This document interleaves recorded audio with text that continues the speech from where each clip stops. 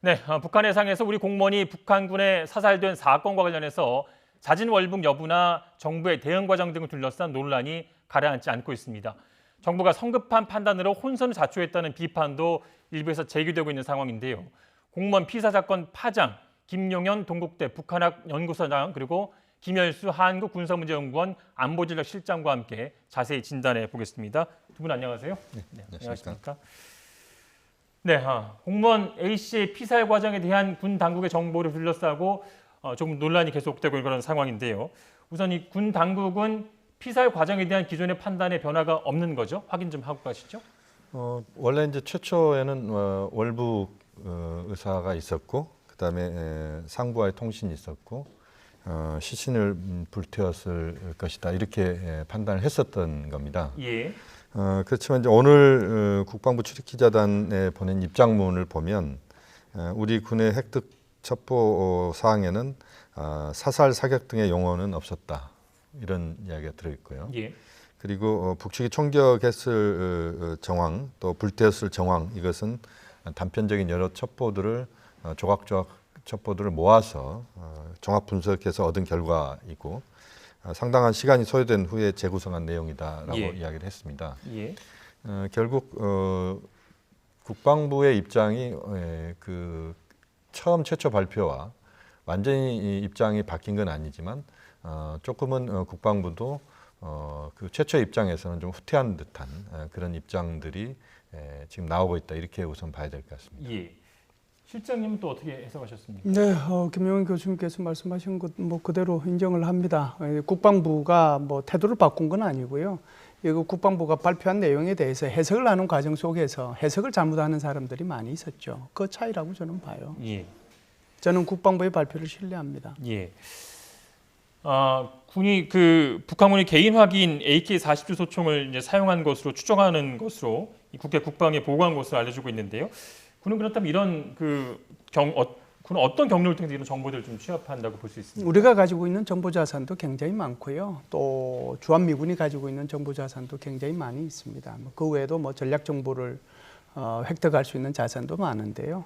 크게 보면은 이제 세 가지 자산이 있다라고 봐야죠. 우선 사진을 찍어서 또는 동영상을 이렇게 획득할 수 있는 그런 획득 수단이 있고요. 또 하나는 사람을 통해서 획득할 수 있는 수단이 있고, 마지막 하나는 어떤 신호나 또는 음성을 이렇게 획득을 해서 음성을 이제 포착을 해서 획득할 수 있는 방법이 있는데요. 뭐 그걸 이제 굳이 전문적인 용어로 얘기하면 이민터, 뭐 휴민터, 또 시긴터 뭐 이런 식으로 얘기를 합니다. 예.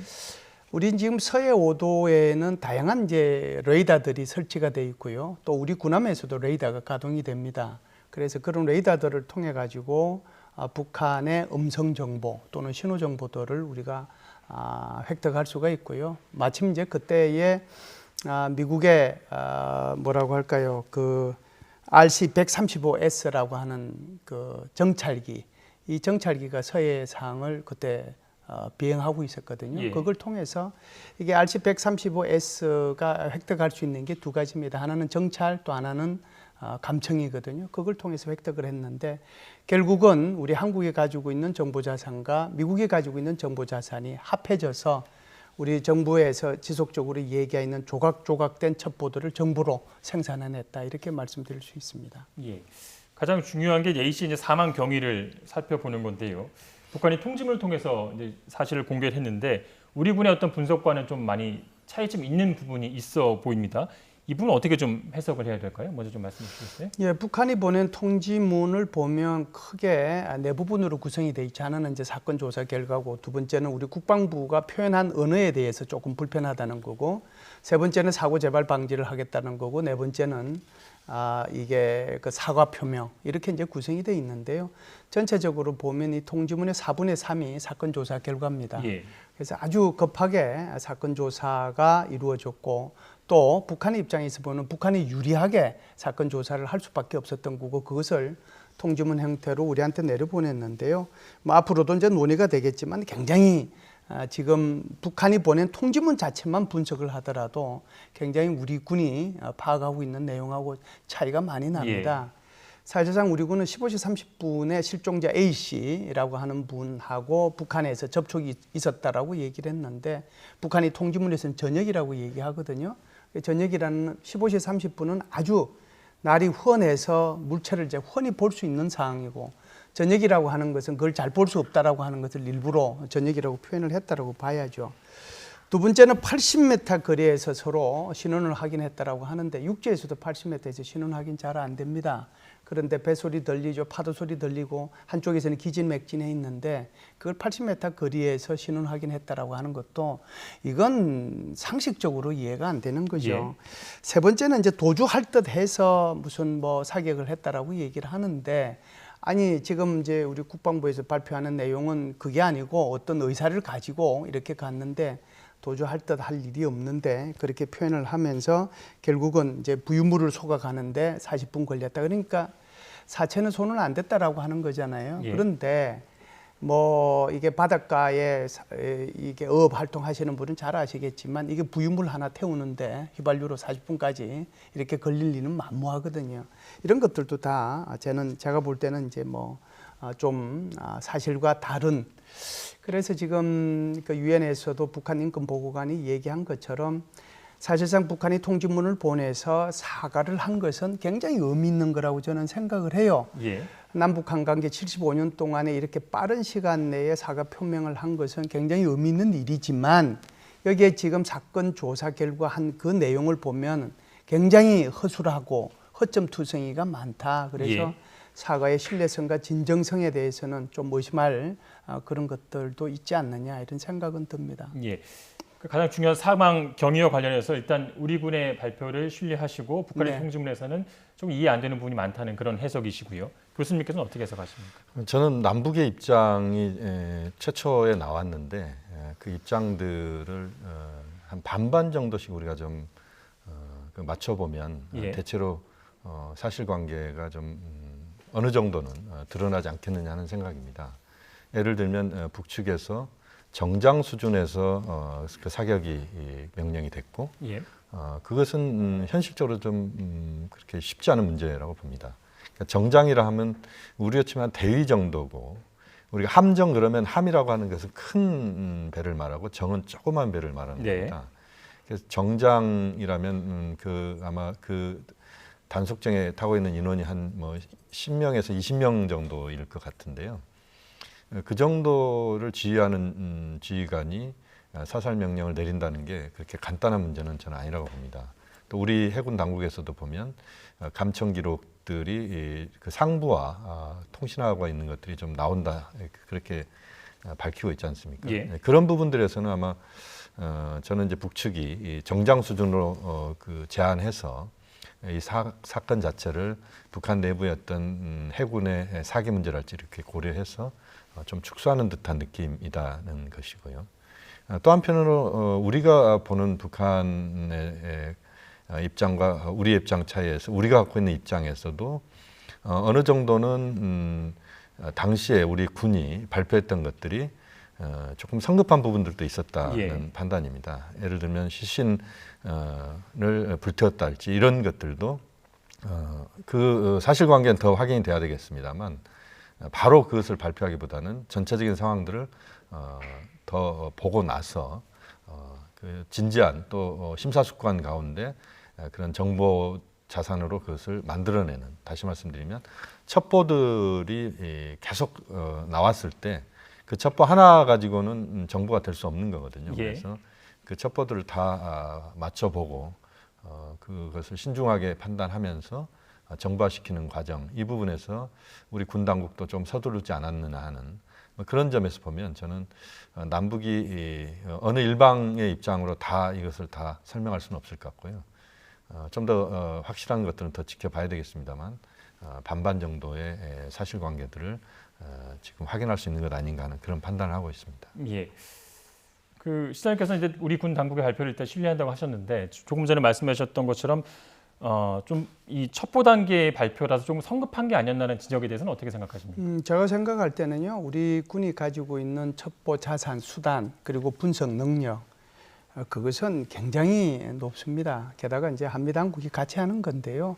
이것은 이제 지금 현재 여당 의원으로 있는 국회 국방위원회 소속의 어떤 분이 말씀하신 거하고도 같은 맥락입니다. 예. 뭐 그분께서는 이제 국회의원이 되시기 전에 연합사 부사령관까지 했으니까 한국군과 미군이 가지고 있는 정보 자산 그리고 그 능력이 얼마나 되는지 정확하게 알고 있거든요. 군에서 발표한 내용을 저는 뭐 전적으로 신뢰합니다. 그래서 이게 거의 실시간대로 감청은 아마 했을 거고요. 그 감청한 것 가지고만 안 되니까 우리 거하고 미군하고 합해고 다시 이것을 분석하고 재구성하고 하는데 그런 데 대해서 시간이 좀 걸렸다라고 생각을 하는 거지. 무슨 뭐 첩보가 정보로 생산이 완전히 안 됐는데 예. 이것을 섣부르게 먼저 발표한 거 아니냐 하는 것은 저는 아니라고 보고요. 지금 논란이 되고 있는 것은 군에서는 제대로 발표를 하고 있는데 이것을 해석을 지금 조금 오해를 하면서 해석을 하시고 계시는 것 같습니다. 예. 여당도 그렇고 야당도 그렇고 저는 그렇게 봐요. 예. 조금 전에 이제 민홍철 국회 국방위원장 말씀하신 것 같은데요. 당시 우리 군이 파악한 북한군의 내부 보고와 이제 상부 지시의 일부 내용을 좀 공개했습니다. 녹취를 좀 듣고 오겠습니다. 마지막에 왜 사격이 이루어졌는지에 대해서는 군이 그런 감청 정보나 기타 첩보로는 파악이 안 되나 보죠? 그때 제가 기억하기에는 비공개 보고에서 그런 얘기가 있었습니다. 국방부에서는 어떻게 했냐면 이제 군으로 이제 이첩이 돼가지고요. 예.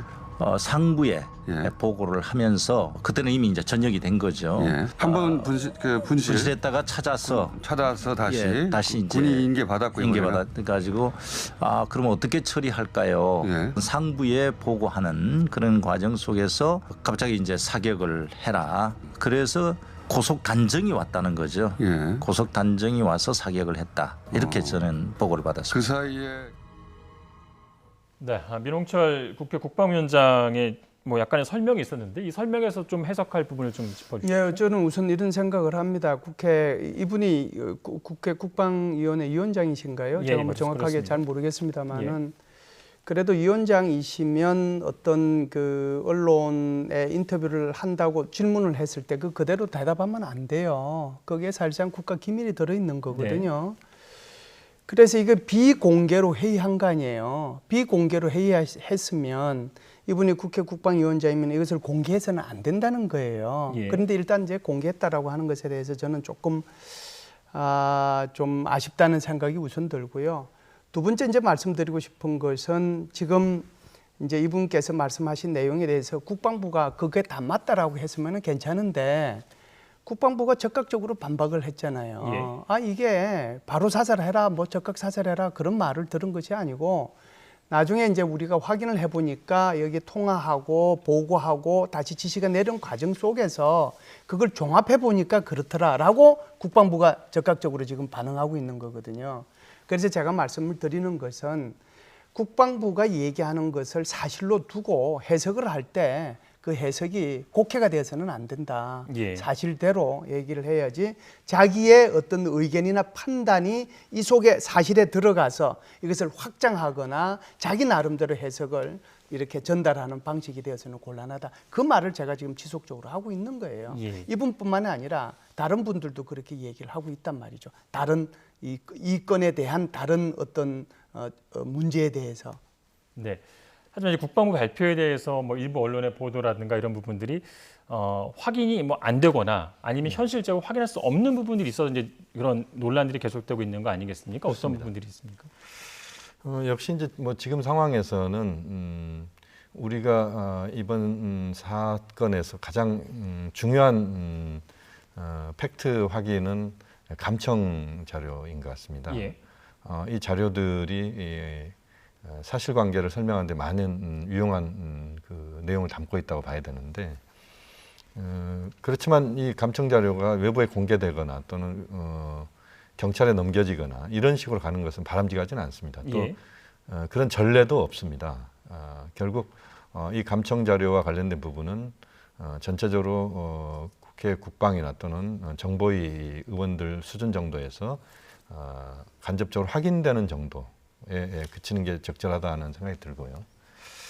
또 하나는 이제 이 감청 정보라고 하는 것 자체들이 실제 사실관계를 전체적으로 100% 다 그 모자이크를 시켜서 다 확인할 수 있는 것은 아닌 것 같습니다. 예.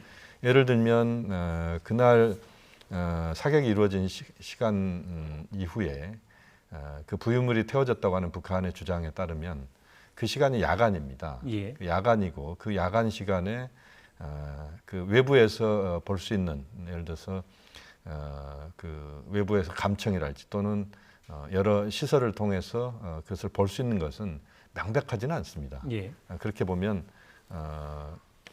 북한이 이야기하는 것과 우리가 최초로 군 당국이 발표했던 것과의 그 부분은 만약에 그 시신이 발견되지 않는다라면은 아무래도 이게 오리무중으로 빠질 가능성도 있습니다. 그러니까 예. 어느 쪽에 진실을 어느 쪽에 무게중심을 둘 수 있느냐의 부분에서 그것이 거의 정리가 되지 않으면서 계속 미제로 갈 가능성도 있다. 그렇게 보면 현재로서는 우리가 너무 그 파편적인 것에 집중하기보다는 전체적인 현재 어떤 상황에 대한 것들을 좀 더 체계적으로 우리가 정리하면서 이 상황들을 우리가 관리하는 것이 저는 매우 중요하다 그렇게 보고 있습니다. 예. 예, 이 부분에 대해서 김용현 교수님 말씀을 존중을 합니다. 존중을 하는데 국방부가 이제 최초에 이 부분에 대해서 발표를 했을 때 이게 한 40분 동안 이렇게 불빛이 관측이 돼서 부유물하고 사체가 훼손이 됐다는 그런 발표를 했거든요. 그래서 저는 이런 생각을 해요. 이 사람 북한의 이제 단속정인데요. 단속정의 그 대의가 자기 혼자 이 모든 것을 결정할 수 있는 것은 아니고 계속해서 이제 보고를 하고 또 지시를 받고 하는 이런 과정을 거쳐서리라고 생각을 합니다. 그러니까 우리가 어떤 상황이 발생하든지 간에 최초 보고가 있고 중간 보고가 있고 최종 보고가 있는데요. 예. 그러면은 이제 위에서 지시를 내렸으면 최종적으로 어떻게 됐는지 보고를 해야 될 거 아니에요. 그러면은 이제 이 정장이 이렇게 보고를 했겠죠. 부유물하고 그리고 그 사체에 대해서 훼손을 해서 이렇게 정리를 다 했습니다. 이렇게 보고를 하지 않았겠어요? 그걸 우리가 들었으면요. 그러니까 제가 볼 때는요. 국방부가 이것까지 다 듣고 저는 발표를 했다라고 생각을 하지 이것도 안 듣고 이것조차도 해석 안 하고 그냥 뭐 부유물하고 A씨의 사체하고 분리된 채로 된 걸로 해석을 해가지고 이분의 시신이 훼손됐다라고 저는 발표했다라고 생각하지는 않습니다. 예. 여전히 국방부의 발표를 저는 신뢰합니다. 어제 이제 해경이 중간 수사 결과를 발표했고요. 중간 수사 결과니까 계속 수사해가면서 이제 발표를 하겠다는 그런 내용을 읽히고요. 당시 이제 구명조끼를 A 씨가 입고 있었고 또 이제 북쪽에서 이제 인적사항을 알고 있었고 이 월북 의사를 표면 정황 등을 조합해 봤을 때 이제 스스로 월북한 것으로 보인다 이런 결론을 내렸거든요. 지금 합당한 추론이라고 보십니까? 그러니까 지금 이제 구명조끼 입었다라고 하는 것은 뭐 해군도 그렇고 배 타시는 하다못해 이제 낚시하시는 분들도 선 안에 들어갔을 때는 구명조끼를 벗고 있어도 선상으로 나오면 다 입고 있거든요. 예. 그러니까 이게 일반적인 상식이죠. 그래서 구명조끼가 뭐 결정적인 물증이 된다라고 저는 생각은 하지는 않고요. 그 외에도 무슨 이분의 사적인 문제를 꺼냈는데 이것도 조금 조심해야 될 필요는 있다라고 생각을 합니다. 그럼에도 불구하고 이분이 A씨라고 하는 분이 본인의 이름이 뭐고 자기가 지금 소속이 어디고 자기가 고향이 어디고 하는 것을 밝혔다. 그리고 이제 어떤 의지를 내보였다라고 하는 거. 이것도 이제 제가 볼 때는 감청을 하지 않았으면 알 수 없는 거잖아요. 예. 그러면은 이제 국방부에서 일정 부분은 해경한테 넘겨주시라고 생각을 하고요. 그런 면에서 보면 뭐 북한의 이 통지문이 거짓이었고 우리가 감청하고 한 내용은 사실이었다라고 볼 수가 있는 거고 그러면서 이제 자신의 어떤 목적을 여기에 왜 이렇게 표류됐는지 그걸 아마 얘기를 했을 거라고 생각을 합니다. 그거 외에도 지금 해수부가 밝힌 것 중에 하나가 바로 시뮬레이션을 통해서 그날 오전부터 저녁 때까지 해류가 도대체 어떤 방향으로 흘러가고 있었느냐. 예. 그래서 그것을 이제 뭐 어제 이렇게 발표를 하면서 보신 분들은 이해를 하시겠지만 소연평도와 대연평도를 계속해서 빙빙 도는 그러니까 와류형 그런 그 조류가 형성이 돼 있었거든요.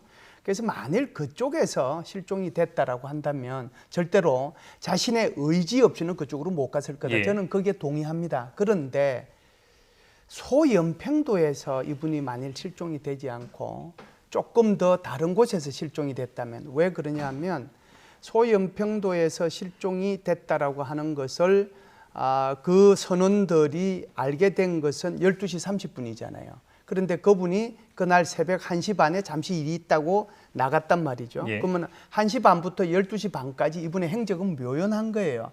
그러면은 그때 당시에 우리의 어업 지도선의 위치는 어디였는가? 이것도 굉장히 중요하거든요. 그래서 해경의 발표도 저는 믿지만 그래도 조금 더 지금 중간 발표한 거니까 예. 조금 더 조사를 구체적으로 진행을 해야 될 필요가 있지 않는가라고 생각을 합니다. 한 말씀 더 드리면요. 2008년도 박왕자씨 사건이 났을 때 결국은 이제 북한은 합동 조사를 거부했고요. 그래서 정부에서는 범정부 부처의 소위 말하는 조사단을 구성을 했습니다. 그래서 조사단을 구성을 해서 중간 발표도 하고 최종 발표를 함으로써 박왕자 씨가 몇 년 몇월 며칠 몇 시에 어느 위치에서 이게 피격이 됐다라고 하는 것을 그때 발표를 다 했거든요.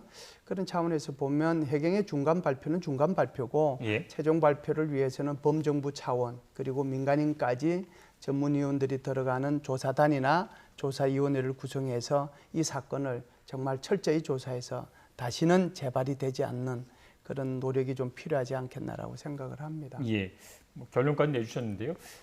해경은 지난 20일 A씨가 실종됐을 당시에 소연평도 인근 그 해상의 표류 예측 결과도 월북 정황을 좀 뒷받침한다고 설명했습니다. 관련 내용을 좀 듣고 얘기 계속 나누겠습니다. 실종으로 추정되는 시간 9월 20일 02시부터 다음날 15시 35분경에 당시의 조석, 조류 등을 감안한 표류 예측 결과입니다. 당시에 선박에서 추락하였을 경우 시계 반대 방향으로 선회하면서 이 남서쪽 방향으로 진행하게 되는데 현재 실제로 실종자가 발견된 장소로 추정되는 등산곳 인근 해안까지는 거리가 약 18일, 즉 3km 정도의 거리 차이가 있습니다. 즉 표류 예측 시스템에서 발견된 단순 표류 있을 때 나타날 수 있는 점과 그리고 실제 북측 해역에서 발견된 장소와는 약 33km 이상의 거리 차이가 있음을 저희들이 시스템을 통해서 확인하였습니다. 가장 중요하고 좀 밝혀져야 될 게 좀 전까지 설명한 사망 경위와 함께 A씨가 과연 월북을 했느냐 이 부분인데요. 충분히 지금 해경이 설명했음에도 불구하고 A씨가 30km가 넘는 거리를 이제 헤엄을 쳐서 갔다는 건데 지금까지 설명 좀 들으시고 어떤 해석을 좀 하시겠습니까? 저는 해경과 정부 쪽 발표 내용이 저는 맞다고 봅니다. 그러니까 실제 이 30km를 헤엄쳐서 간다는 것 자체가 자기 의지가 명확하지 않으면 쉽지 않다는 것입니다. 우리가 육상에서도 그렇지만 지금 9월 말 상황에서 지금 예를 들어서 해수 온도가 그 저체온증에도 우리가 걸릴 정도로 상당히 좀 차가운 그 해수 온도를 보이고 있다고 봐야 되는데 부유물이 한 1m 정도 되는 걸로 지금 알려지고 있는데요. 그 부유물을 타고 적극적 자기 의지가 아니면 거기까지 가는 것은 현실적으로 30km 이상을 헤엄쳐 가는 것은 만만치 않다 이렇게 봐야 될 것 같고요.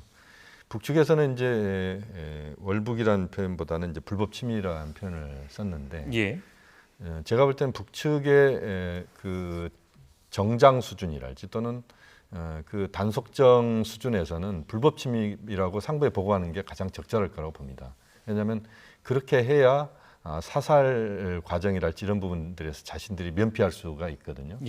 그렇기 때문에 아마 제가 볼 때는 이 부분 아까도 이제 북측과 남측에서의 그 반반 정도의 저는 진실이 있다라고 말씀을 드렸는데 그 중에 이 자진 월북에 대한 부분이 불법 침입으로 북한에서 판단하는 것은 최초에 그것을 판단했던 그 정장 수준 또는 그 정에 있는 그 승조원들이 아마 그렇게 보고를 하는 쪽으로 정리를 했을 가능성이 높다. 그래야만 그 자신들에게 또는 해군 쪽에 가해지는 상부로부터의 그 압박이랄지 또는 상부 조사 과정에서 자신들이 면피할 가능성이 높기 때문에 아마 그런 정도로 판단하지 않았느냐 하는 그런 생각을 갖고 있습니다. 하지만 유족은 이제 월부 가능성에 대해서 굉장히 반발을 하고 있습니다. 굉장히 중요한 부분이기 때문에 좀 더 조사를 더 해서 이제 결론을 내는 게 좀 마땅하다고 보여지고요. 끝으로 이제 우리 정부에 공동조사 요구를 했는데 북측이 이제 답이 없는 상황인데요. 공동조사를 이끌어내기 위해서 우리 정부가 좀 어떤 노력을 해야 된다고 보십니까? 사실상 공동조사는 북측이 현 시점에서는 거부를 한 거나 마찬가지입니다. 예. 자신들이 북측의 입장을 설명을 이미 해버렸기 때문에 공동조사는 쉽지 않다. 그리고 북측에서 해상 경계선을 넘는 것에 대해서 상당히 부담을 안고 있다는 표현까지 했습니다. 그렇게 보면 간단한 문제는 아니다라고 봐야 될 것 같고요. 현 시점에서는 남북의 최고 지도자 간의 결단 수준까지 가지 않으면 공동조사는 어려울 거라고 보고요. 예. 그렇게 보면 남북이 각각 조사를 해서 그 조사한 내용을 갖고 판문점에서 실무 접촉을 한달지 또는 유엔사와도 연관시켜서 그런 그 최종 자신들의 결론을 갖고 만나서 상호 간의 입장들에 대한 것들을 서로 교환하고 거기에서 미진한 부분들을 다시 각자 조사하는 이런 방식으로 현실적으로 가는 과정이 현재로서는 최선이다 저는 그렇게 보고 있습니다. 예. A씨 이제 사망 사건 굉장히 중요한 문제잖아요. 또 남북 관계에도 얽혀 있고요. 속도보다는 정확성을 더 중시했으면 하는 그런 발언 가져보고요. 지금까지 공무원 피살 사건의 파장 김용현 동국대 북한학 연구소장, 김열수 한국군사문제연구원 안보전략실장과 함께 얘기 나눴습니다. 오늘 고맙습니다.